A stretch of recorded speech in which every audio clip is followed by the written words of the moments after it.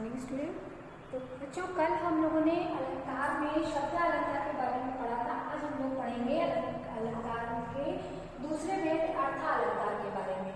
तो अर्थ अलंकार को जानने से पहले हम लोग उपमेय, उपमान और समान धर्म के बारे में जान लेते हैं कि उपमेय क्या होता है, उपमान क्या होता है और समान धर्म क्या होता है। उपमेय होता है जिसकी समानता बताई जाए, और उपमान जिससे समानता बताई जाए, और समान धर्म वह विशेषता होती है जो दोनों वस्तुओं में समान रूप से होती है। तो अर्थालंकार का सबसे पहला भेद है उपमा अलंकार। उपमा अलंकार में क्या होता है कि जो उपमेय होता है वो उपमान के समान होता है, यानी उसके जैसा बताया जाता है। यानी किसी एक चीज़ की तुलना जो की जाती है वह दूसरी चीज़ से बिल्कुल समान रूप से की जाती है। दोनों में एक दूसरे से समानता होती है। एक ही वस्तु की तुलना मतलब ऐसी वस्तु से की जाती है जो उसके समान होती है, उसके जैसी होती है। तो इसलिए इसमें सम, समान, सी, से, जैसे आदि शब्दों का प्रयोग किया जाता है समानता को दिखाने के लिए। जैसे सांप सी काली लताएं। अब यहाँ लताओं को किसकी तरह माना गया है? सांप के जैसा, कि लताएं जो हैं वो कैसी हैं? सांप के जैसी काली हैं। तो सी शब्द से यहाँ पे इसकी उपमा प्रकट हो रही है, यानी समानता बताई जा रही है। अब इसमें उपमेय क्या है, उपमान क्या है, आइए देखते हैं। सांप सी काली लताएं। तो उपमा अलंकार का उदाहरण है सांप सी काली लताएं। अब इसमें सांप किसके जैसे है? सांप सी काली लताएं। सांप और लताएं में समानता बताई गई है। अब में इसमें क्या मान क्या है, समान धर्म क्या है? समान धर्म में दोनों में क्या किसका समान है? काली। ये इसका समान धर्म है। इस उदाहरण में काली वर्ण जो है वो समान है दोनों में। सांप भी काला और लताएं भी काली दिख रही हैं, तो दोनों में समान समानता है। सांप सी काली लताएं। लताएं क्या है? लताएं हमारी उपमेय है, इसकी समानता बताई जा रही है। किससे बताई जा रही है? सांप से बताई जा रही है। तो उपमान क्या है? सांप है, और लताएं क्या है? यहाँ पे उपमेय है, और काली हमारा क्या है? समान धर्म है। तो उपमा अलंकार में तीन बातें होती हैं, उपमेय, उपमान और समान धर्म। समान धर्म जो दोनों में समानता होती है वो समान धर्म कहलाती है, और जिसकी समानता बताई जाए उसे उपमेय, और जिससे समानता बताई जाए उसे उपमान कहते हैं। एक और उदाहरण देख लेते हैं। दर्पण सा फैला है विशाल। दर्पण सा फैला है विशाल। अब यहाँ पे क्या शब्द बता रहा है? समानता सा। ये सा के द्वारा हम उपमा अलंकार को बताते हैं। सा, सी, ये सब शब्द क्या है? ये समानता बताने वाले शब्द हैं। दर्पण सा फैला है विशाल। अब यहाँ पे क्या कह रहे हैं कि दर्पण के समान क्या फैला है? आसमान जो है वो दर्पण के समान विशाल तरीके से फैला हुआ है। जैसे दर्पण में कोई चीज हम देखते हैं तो बहुत फैली हुई दिखाई देती है, उसी प्रकार से जो विशाल आसमान है वो दर्पण के समान दिखाई दे रहा है। तो यह जो आसमान है वो क्या है? उपमेय है, और दर्पण सा, दर्पण के समान, दर्पण से समानता दी जा रही है, तो ये उपमान हो गया। और दोनों में समानता क्या दिखाई जा रही है? विशाल। विशाल होना दोनों की समान समानता है, यानी ये समान धर्म हो गया दोनों में। तो ये उपमा का अलंकार होता है जिसमें कि एक वस्तु की तुलना दूसरी वस्तु से, या एक वस्तु की समानता दूसरी वस्तु से करना बताया जाता है, तो उसे हम उपमा अलंकार कहते हैं। दूसरा इसके बाद नेक्स्ट है आपका उत्प्रेक्षा अलंकार। उत्प्रेक्षा अलंकार में क्या होता है कि जब उपमेय में उपमान की संभावना प्रकट की जाए, मतलब उसमें एक दूसरे के जैसा ना बताकर ऐसा कहें कि मतलब वो चीज वैसी लग रही है, उसकी जैसी लग रही है। जैसे कि इसको हम उत्प्रेक्षा अलंकार को मनो, मानो, जनो, जानो, इन तरह के शब्दों के द्वारा इसको हम पहचान लेते हैं। तो जैसे उदाहरण देते हैं, सोहत ओढ़े पीठ पटु। सोहत ओढ़े पीठ पटु, श्याम सलोने गा।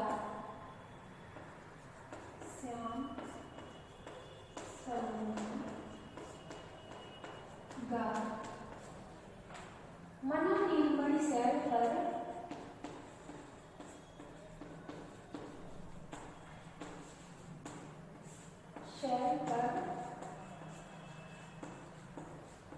आतक परमाणु प्रभाव।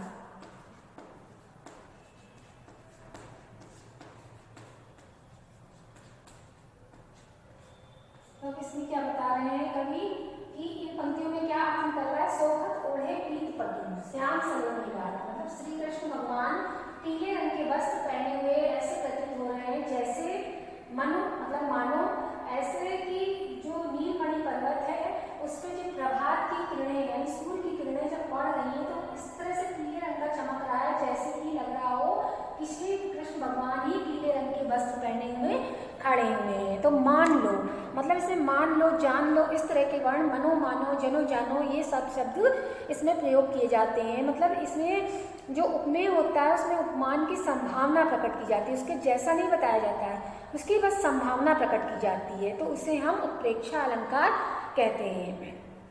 नेक्स्ट है आपका रूपक अलंकार। अब रूपक अलंकार में क्या होता है कि इसमें उपमेय और उपमान में अभिन्नता यानी अलग, मतलब वो एक दूसरे से भिन्न नहीं है, वो एक ही है, ऐसा बताया जाता है। रूपक अलंकार में क्या होता है कि रूपक अलंकार में कि कोई चीज को हम वही मान लेते हैं।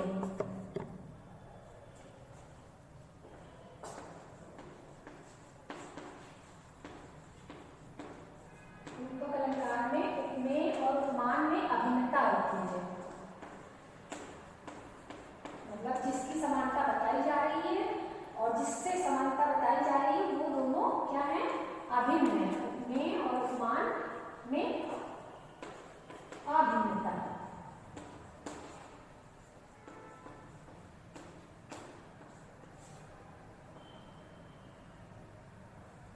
अभिन्नता होती है। उपमेय और उपमान में अभिन्नता होती है यानी वो एक जैसे ही उसको वही मान लिया जाता है। जैसे उदाहरण के द्वारा हम देख लेते हैं, पायो जी मैंने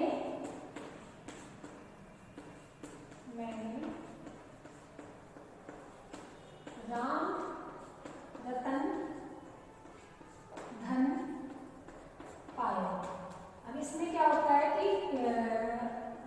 पायो जी मैंने राम रतन, इस पंक्ति का अर्थ है कि मैं जो ये मीराबाई ने ये पंक्ति लिखी है और ये क्या कह रही है कि मैंने राम रूपी रतन जो है, राम रतन रूपी धन जो है वो मैंने पा लिया है। राम को ही यहाँ पे क्या मान लिया है, यहाँ पे रतन, इसको राम रतन धन, राम रूपी रतन, रतन क्या होते हैं हमारे जो महंगे होते हैं, पत्थर होते हैं, उनको हम रत्न कहते हैं और वो क्या होते हैं, धन के समान होते हैं। तो उन्होंने क्या मान लिया, राम को रत्न के समान, धन के समान मान लिया है। उसमें उन्होंने कोई भेद नहीं किया है कि वो राम अलग है या रतन अलग है, वो राम को रतन ही मान लिया गया। तो उपमेय और उपमान में अभिन्नता हो जाती है, किसी चीज को वही चीज मान लेना।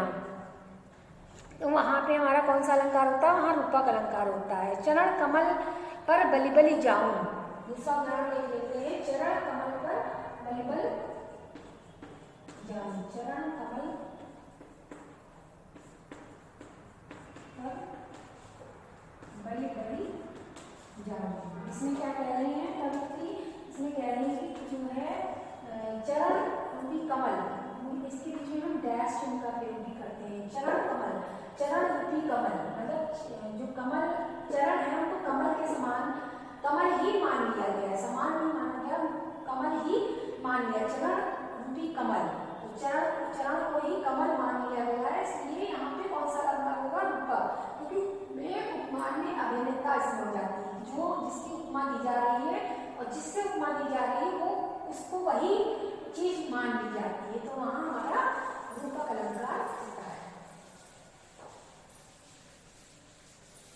नेक्स्ट है आपका अतिशयोक्ति अलंकार। अतिशयोक्ति अलंकार में क्या होता है कि किसी भी उक्ति को, किसी भी बात को बहुत अधिक बढ़ा चढ़ा कर कहना, तो वहाँ पे हमारा अतिशयोक्ति अलंकार होता है, जहाँ पे किसी बात को इतना ज़्यादा बढ़ा चढ़ा के बताया जाता है कि जैसे कि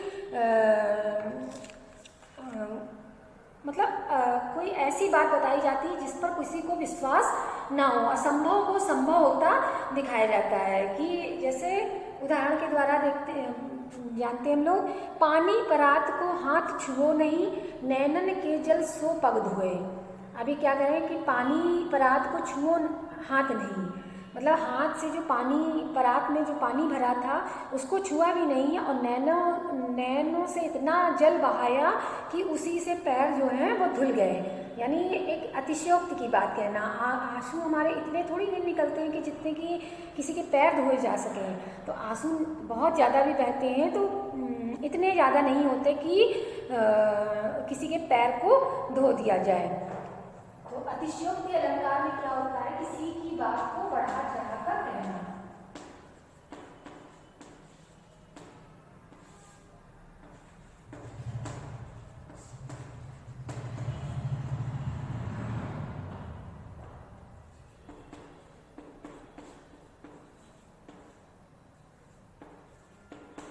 बढ़ा चढ़ाकर कहना या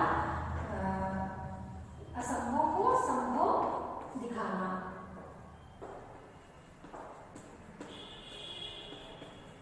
असंभव को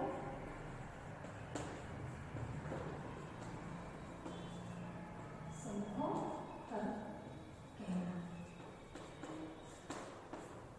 तो इसमें अतिशयोक्ति अलंकार में किसी बात को बढ़ा चढ़ाकर कहा जाता है, मतलब असंभव बात को संभव करके कहा जाता है कि जैसे कि वो बात हो सकती है। एक और उदाहरण देखते हैं। देख लो साकेत नगरी है यही, स्वर्ग से मिलने गगन को जो जा रही। स्वर्ग से मिलने गगन को जा रही। अब नगरी कोई आसमान में तो स्वर्ग से मिलने जा नहीं सकती है, लेकिन यहाँ पे क्या कहा गया कि ये साकेत नगरी है जो कि स्वर्ग से मिलने के लिए जा रही है, ऐसा लग रहा है। तो यहाँ पे अतिशयोक्ति की बात की गई, किसी बात को बहुत ही बढ़ा चढ़ाकर कहा गया है। तो बच्चों आपको सारे अलंकार समझ में आ गए होंगे। इसके अलावा भी और भी बहुत सारे अलंकार होते हैं, लेकिन आपके कोर्स में बस इतने ही आपको अलंकार पढ़ने हैं। तो शब्द अलंकार में आपने पढ़ा अनुप्रास, पुनरुक्ति प्रकाश, स्वर मैत्री, यमक और श्लेष अलंकार। और अर्थालंकार में आपने पढ़ा उपमा, उत्प्रेक्षा, रूपक और अतिशयोक्ति अलंकार। इसके अलावा मैंने आपको उभय अलंकार बताए थे। तो उभय अलंकार में क्या होता है कि दोनों जो अलंकार होते हैं, हमारे शब्द और अर्थ दोनों के मेल से उभय अलंकार बनते हैं। जिस पंक्ति में शब्द और अर्थ दोनों का सौंदर्य होता है, वहाँ पे हमारा उभय अलंकार होता है। तो बच्चों आपको अलंकार समझ में आ गए होंगे। धन्यवाद।